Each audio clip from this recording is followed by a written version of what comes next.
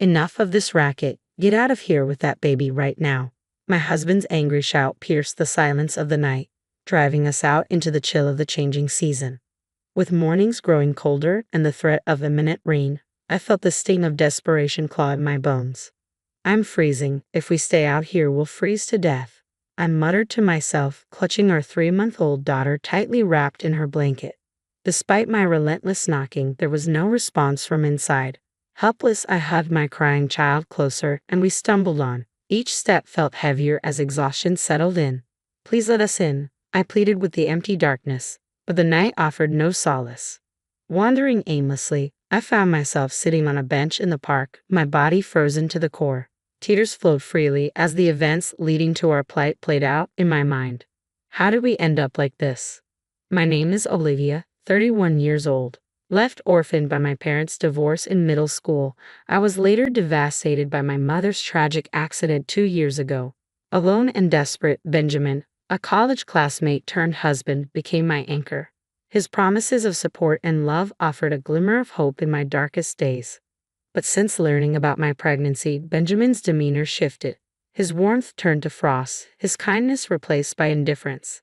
Despite my morning sickness and struggles, his patience wore thin, leaving me to fend for myself. I hoped our daughter's birth would mend our fractured bond, but it only widened the chasm between us. His absence grew pronounced, his anger palpable. Every night echoed with his complaints, his resentment towards our crying baby tearing at my heart. This life, once filled with dreams of a happy family, now felt like a nightmare of loneliness and despair. My husband seemed to have an invisible shield against childcare responsibilities, always deflecting them with claims of being swamped with work. Even on his supposed days off, relaxation at home was a foreign concept to him, opting instead to gallivant around town from dawn till dusk. Left alone to tend to our baby, I found myself drained, both physically and emotionally. Each night, our daughter's cries intensified, mirroring my own mounting distress. One fateful evening, my husband's simmering frustration boiled over. Get out of this house with that baby right now. His words cut through the air like a blade, leaving me stunned. I can't do that, I stammered, but before I could plead my case, we were cast out into the biting cold, devoid of essentials like keys, wallet, or phone. Helplessness washed over me as I clung to my daughter, wrapping her tightly in a blanket to shield her from the chill. With weary steps, we trudged on until exhaustion forced me to collapse on a park bench, my mind a whirlwind of despair. How had our once promising life devolved into this chaos? As if in response to my silent lament, my daughter's cries pierced the night air once more, a painful reminder of my failure. Just as the cold began to numb my senses, a voice shattered the silence. Are you okay? The concern in the stranger's voice momentarily transported me, as if my own mother had reached out from beyond. As I looked up, a woman stood before me, her eyes filled with compassion. My husband kicked me out because of her baby's crying, I explained, the words heavy with shame. Without hesitation, the stranger extended a lifeline. Come stay at my place, she offered, her kindness a beacon of hope in the darkness. As I hesitated, unsure whether to accept her generosity, she gently took my daughter into her arms, instantly calming her restless cries. It's okay, don't worry. Let's go somewhere warm for the baby's sake. Entering her home felt like stepping into a sanctuary. My daughter was cocooned in a soft blanket, offered a comforting glass of hot milk, and cradled in the stranger's arms, her gentle snores filling the room with a sense of peace I hadn't felt in far too long. I couldn't believe it. No matter how hard I tried, the baby just wouldn't settle. It can be quite a challenge if you're not accustomed to it. As a recent grandmother, I found myself occasionally caring for the little one, perhaps explaining my newfound sensitivity to a baby's cries. Checking on the source of the noise, I found myself face to face with a woman, gentle smile easing the tension in the room. She seemed around the same age as my mother, radiating warmth that instantly put me at ease. I'm sorry for intruding like this, I murmured, feeling a wave of gratitude for her understanding. It's okay, she reassured me, her kind eyes reflecting empathy. We should help each other out in times of need. Do you need a ride home? Do you live nearby? I hesitated, memories of being cast out still fresh in my mind. No, I might just get thrown out again, I confess, my voice faltering. Without missing a beat, she offered her hospitality. Her kindness moved me to tears once more. Thank you so much, I whispered, introducing myself. My name is Olivia. As the conversation flowed, A sudden realization dawned on me. Wait a minute, isn't your baby's name Anne? Her nod confirmed my suspicion. Yes, but how did you? It turns out, this woman was Jackson, my husband's direct superior. She had sent us a gift when Anne was born, hence her familiarity with our daughter's name. The coincidence caught me off guard, and I regretted airing my grievances about my husband to her. We're always grateful for your help, I said, my mind racing with newfound information. The thing is, my husband has been busy with work lately, and he seems quite tired. Jackson's response stunned me. That can't be right. Your husband has been on parental leave for the past 2 months. My heart skipped a beat as her words sank in. But he says he goes to work every day, I protested, confusion clouding my thoughts. He even said he has work tomorrow. It's a holiday. The office will be closed, Jackson explained, her tone tinged with concern. I wonder what he's up to. I was blindsided by the revelation that my husband, whom I believed was tirelessly working, was actually on vacation. However, the pieces of the puzzle were finally starting to fall into place. I couldn't shake off the sense of anticipation that seemed to linger on the days my husband was supposed to be at work. Ever since I became pregnant, his behavior had taken a noticeable shift, leaving me with a nagging feeling that something wasn't quite right. As I pondered how to investigate further, Jackson suggested a bold idea. Why don't you check his social media, she proposed, gesturing towards a computer in the corner of the room. I accepted her offer gratefully and began scrolling through my husband's online presence. What I discovered left me reeling in shock. A trove of photos featuring him and another woman, seemingly inseparable. They look like a couple. That's Ava, Jackson explained, her voice tinged with sympathy. She worked at our company for only 3 months before recently quitting. The pieces fell into place, confirming my worst fears. Though I had harbored suspicions, the reality of my husband's affair hit me harder than I had anticipated. Do you know her address, her contact information? I asked, my voice trembling with emotion. But Jackson hesitated, her concern evident. I'm sorry, I shouldn't have mentioned her name. It's personal information, and I can't disclose it, she replied gently, offering me solace in my moment of vulnerability. As I deflated, Jackson extended her support. I'll do everything I can to help with anything else, she assured me. But my attention was drawn back to the screen, where a series of photos showcased my husband and his mistress living a life of luxury, dining at the prestigious Paris hotel. The realization hit me like a ton of bricks. With no income during my maternity leave and our combined savings dwindling, there was no way he could afford such extravagance. No way. This can't be happening, I whispered, my heart heavy with disbelief. With trembling hands, I logged into my bank account online, hoping against hope for a different outcome. But what I found only confirmed my worst fears. My savings of $250,000 vanished. The inheritance I received after my mother's tragic car accident had been cut in half, leaving me stunned and motionless for what felt like an eternity. What's wrong? Jackson's concerned voice broke through my daze. My husband has been using my savings without my permission, I confessed, the betrayal cutting deep. I had reserved those funds for our daughter's future, trusting my husband to keep them safe. But as I reflected on recent events, the pieces began to fall into place. Leaving my debit card with him during my hospitalization for childbirth had been a mistake. He hadn't visited me once during that time, and the first withdrawal from my savings coincided with the day I handed him the card. I had never doubted his integrity, believing he had locked it away securely. I can't forgive him, I murmured, the weight of his deception crushing my spirit. He's been using my beloved mother's inheritance without my permission. Determined to expose his deceit, I accepted Jackson's offer of a digital camera. The next day, we watched from the car as my husband, wearing a self-satisfied smirk, left our house without a second thought for our daughter and me. His carefree demeanor grated against my raw emotions, fueling my resolve. As expected, his car eventually pulled up at the Paris hotel, his mistress in tow. With practiced ease, they strolled into the restaurant, oblivious to the pain they caused. Entrusting our daughter to Jackson's care, I took a seat behind them, steeling myself for the confrontation to come. I've had enough of Olivia's stubbornness, my husband's callous words echoed in my ears. Finally kicked her out last night. Now she's filed for divorce. I'll get the compensation from her mother's accident, and maybe even alimony. You're despicable, Jackson retorted, her disgust palpable. Your wife doesn't even realize you're after her money.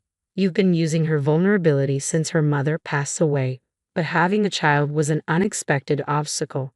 The shock of his admission left me speechless, my mind reeling with disbelief. Oblivious to my turmoil, my husband swaggered towards the elevator with his mistress, the key to their hotel room dangling from his fingers. As I stealthily followed them, even though it was just a fleeting moment before the elevator arrived, they embraced and began to kiss.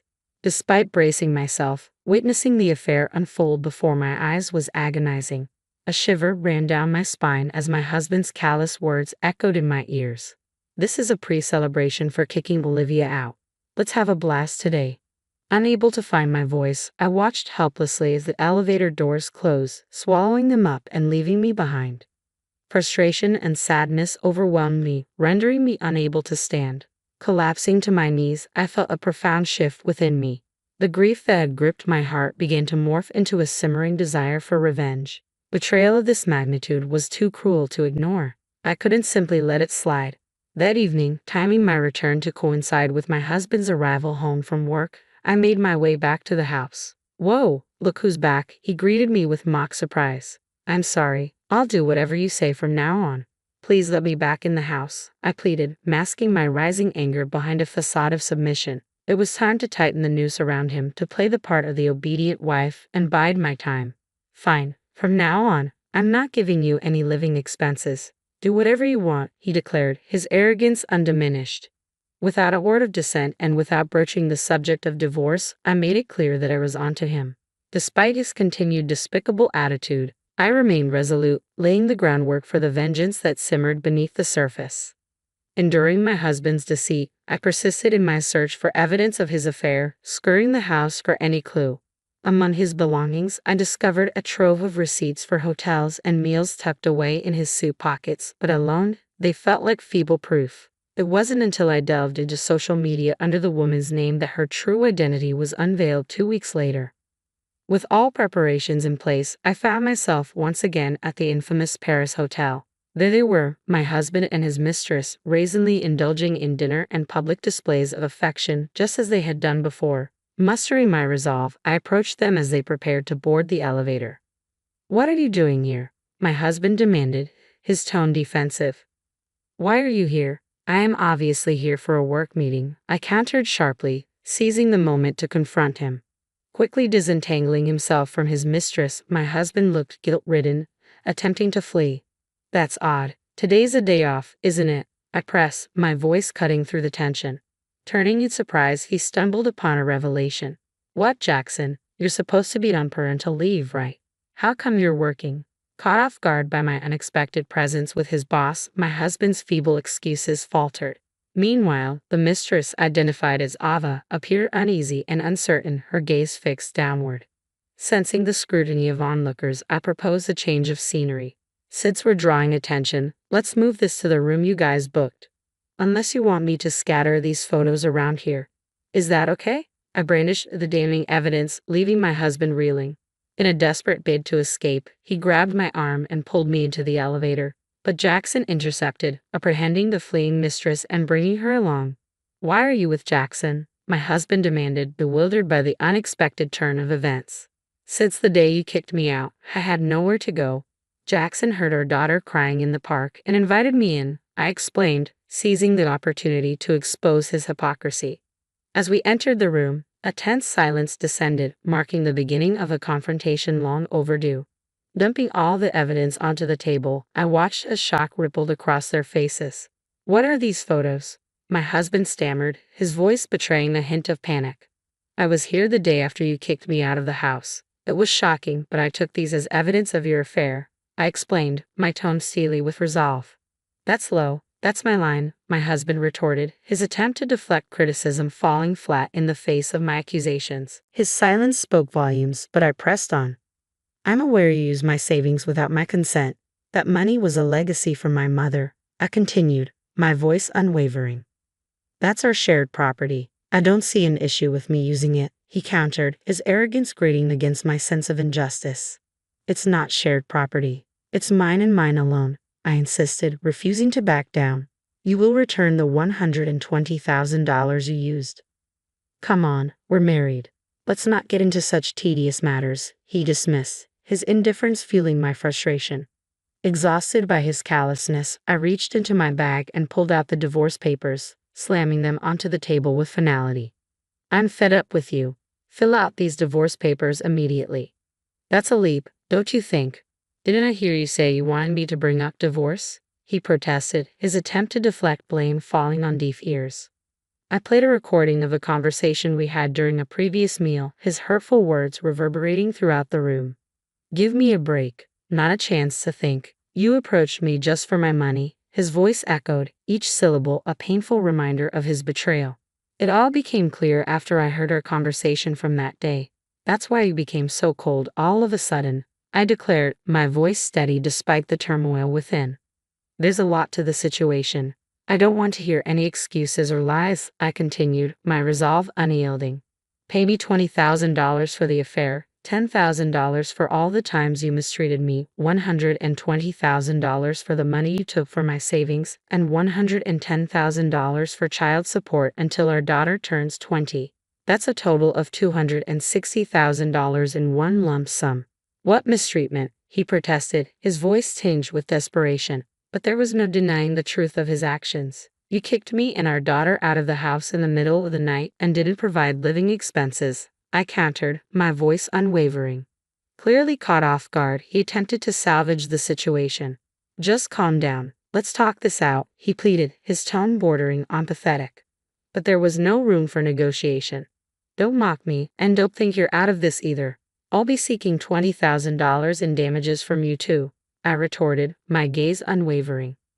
Turning to face his mistress, I could see the color drain from her face. I have to pay too, of course. But in return, I'm divorcing him, so you two can be open about your relationship. That should be a relief, right? I remarked, my tone cutting. As the reality of his situation sank in, my husband's desperation reached a fever pitch. Please spare me this one time. I'll be a good husband, I promise, he begged, his tears and snot a sorry sight. But his pitiful display only served to strengthen my resolve. Turning my back on him, I took the house keys and card case from his bag. I sold the house that was in my name. Jackson reported everything to the company, and it seems you're going to be fired, I informed him, my voice devoid of emotion. As we left the room, I knew it was the end of an era. I didn't want to see my husband ever again, so I arranged for a divorce through a lawyer. I reflected, my mind already moving forward. I demanded compensation for the divorce, the money he had squandered, and child support. With his parents furious and his future uncertain, my husband's downfall was complete. Since he couldn't pay all the compensation in one go, his father forced him to work in a mine, I concluded, my voice tinged with finality. Leaving behind the remnants of my old life, my daughter and I embarked on a new journey. We bought a small apartment and started our new life, I recounted, a sense of relief washing over me. The moment we started living here, my daughter's night crying stopped completely. Grateful for Jackson's support and the opportunity for a fresh start, I knew that together, my daughter and I would build a home filled with happiness and love.